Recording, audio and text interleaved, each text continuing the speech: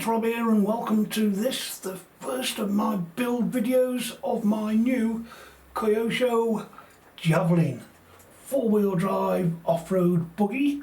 We're going to start straight in with step 1, would you believe? And I've already opened bag A and I've already started and completed steps 1 and 2 for the front differential. So we're now going to go through some, but not all, I think, of the steps for the rear diff. So this is the rear diff. It's metal, whereas this is plastic, and it's got a toothed gear on the outside. So we start off with one of these output cups and we put a bit of glue on. Glue. I've said glue because, my word, it's as gloopy and sticky as Tamiya's anti-wear grease, and it just reminds me of glue rather than grease. So we put some of that on, and then an O-ring, and then we slide it up there and push the O-ring in. We then need a washer, because it's such thick gloopy grease. I'm only going to put a bit on and let it spread itself out as it runs round, or as I run it round with my fingers, like so. And then we need to find the hole. I don't know if you'll be able to see that, but if we come here, I don't know, there you go, you can just about see that hole there.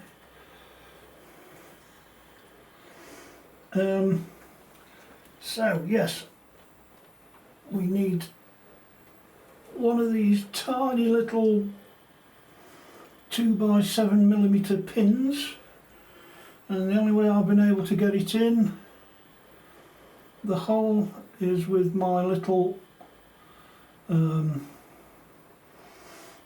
closed things. I tell you, I can't cope anymore with doing this videoing and forgetting the names of things like these tweezers. Oh my dear goodness me. And you have to get that lined up really well,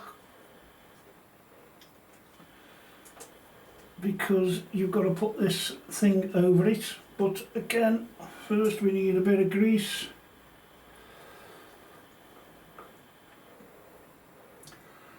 So again, putting a dollop on, and then I'm going to line it up.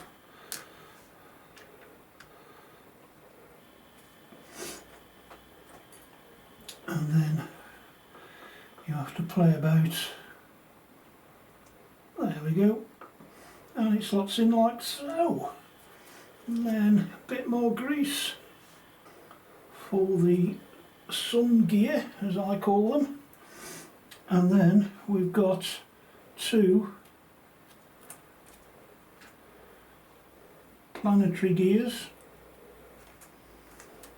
to go in onto a, no, it's not telling me the length of this one, but we need to, again, keep forgetting, pop a bit of grease on, pop that on,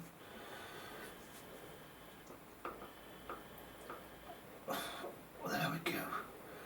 Now it's quite a tight fit, that one, tighter than the other ones.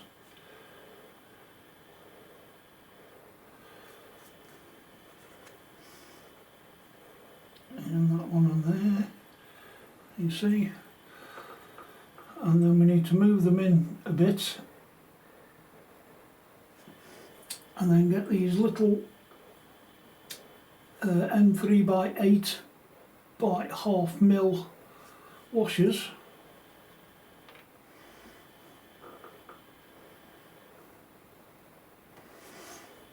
and then pop it in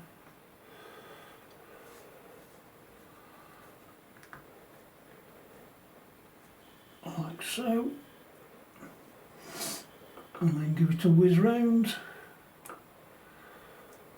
There we go, and that's the first stage done. And for step 2 you have a choice of either the chain drive sprocket or the belt drive, and if you use the belt drive, then when you're putting the two halves together you do need this part OT208C, but if it's just the chain drive you just need the gasket. So this part here is exactly the same as the first step, so I'll crack on with that and come back to you just to join it up.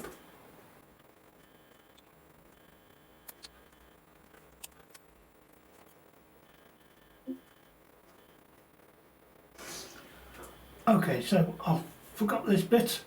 For the drive wheel, especially this chain driven one, the only way I've been able to get this little pin through is to line the hole up with this gap here. I hope you can see there. So we pick it up and you might need to adjust your tweezers, and then we can slot it in. That's the only place I've found for this side of it, but I don't know if everybody else will.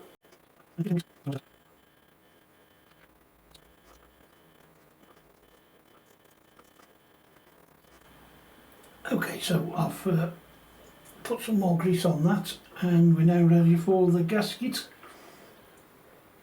And I'll put a bit of grease around there just to hold it in place while I join the two halves together, because there's no locating things, so you just have to shove and hope kind of thing. But it does line up, and I nearly screwed screws in from the wrong direction, and we need M2 by 10 mil. And it goes in there, and there's 4 of them, and you just need to tighten them up.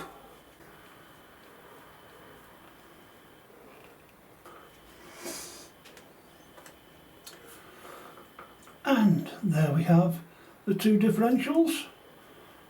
Now I've tightened this one up, I'll just check, make sure it's free running.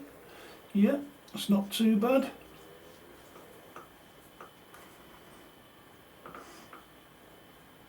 Oh yeah, that feels smoother, but it feels tighter as well. Oh well, let's get yes, or even let's get on to step 3. Right, step 3 is really just inserting ball bearings into the diff housing, and again you've got a choice. If you're doing the belt drive, then you need this gear here with the bearings and the rod, but if you're using the chain like I am, you don't need it. So it's just a bearing in there and one in there, and quite a nice snug fit,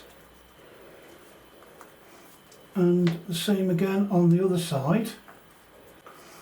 And then there's just this one piece here which is OT2026, and apparently if I get the orientation right, that slots in there, and I'm assuming it's to help with this rod here, or shaft as they're calling it in step 4. So I'll get the stuff ready for step 4 and get back to you, because I think I've got to cut some more stuff out the blister pack. So I'll be back.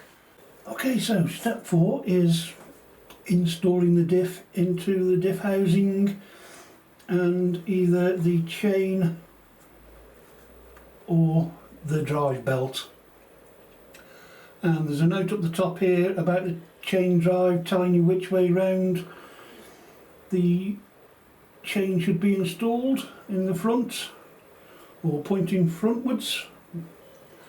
So I'm going to have a go and slap the chain on, hold it like so, and then we just pop it in like that, and hopefully it clicks into place, and there's that housing done. We then need to put this shaft through temporarily, it says, and then this spacer, and then we need this what do they call it in here, final gears. So that has to line up with the straights on this shaft, and then it says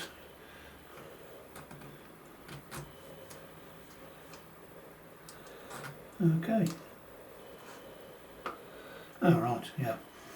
So for some reason the flats on this shaft stop there, so one assumes there's something sticking out here. Anyway, so that's that, and we need a squidge of grease, and then it's just a case of lining the other half of the diff housing up and closing it, and then taking these, what are they, M3 by 16mm countersunk tappers that don't fit. I think I may have done this the wrong way round. So turn it round this way. Yes, I have. There we go, look. I think it needs to go in there. And there. And there. And there. We can quickly turn over. And yes, we've got parts bag B. So I think I'm going to leave it there. We've got the chain drive on ready, we've got 2 diffs built, and I just need to screw them up. So I hope you enjoyed watching, and look forward to seeing you on the next one. And once you've screwed this up, don't forget to remove this as it tells you to. Thanks for watching, bye!